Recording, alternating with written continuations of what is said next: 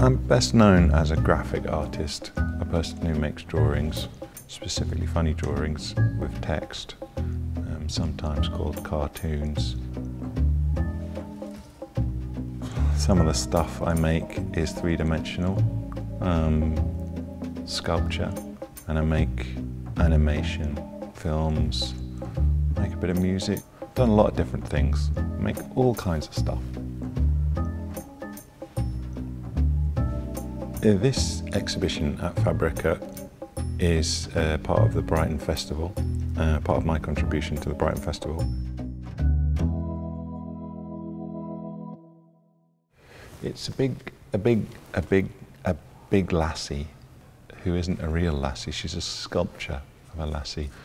If you're going to make a sculpture of something, it's good to make a sculpture of something that is trying to stay still. So she's a life model. So when you're a life model and people are making life drawings of you, it's important to stay still. But she blinks, because you can't really help but blink. It's not, you know, if you're a life model, it's unreasonable if you're employing a life model to ask them not to blink. It doesn't really affect the drawing in any way. Everybody who visits the exhibition is invited to make a drawing of the life model, and their drawings are put on the wall and they accumulate till they cover all of the wall space in the gallery. So the two-dimensional component of the exhibition is created by the people who come to visit, and I guess it's a representation of people's view of my work in a way, so it's kind of like a critique or a commentary. It's a collaboration of sorts. I studied at the Glasgow School of Art. I did life drawing in the Macintosh building, did all that kind of stuff. Wasn't very good at it. So maybe this piece is sort of my revenge, because you will notice that the life model is very badly proportioned. She has very small feet for such a tall woman, and unfeasibly long thighs as well. Apart from that, she's fairly well proportioned, but I guess if you make a perfect representation of her, it'll still look wrong. So that's my revenge, because I can't draw very well. So even if you can, then it'll appear as if you can't, if you know what I mean.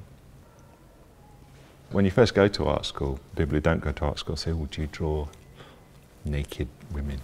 And you go, "Yeah."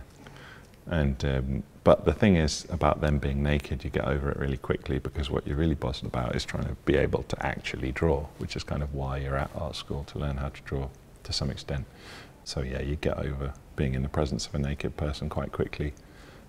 Although, still, I don't know.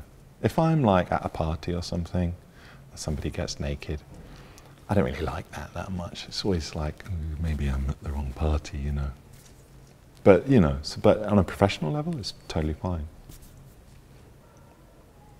What I would hope that people get from the exhibition, or get from the participating in the exhibition, making a drawing, is that they get to draw a picture.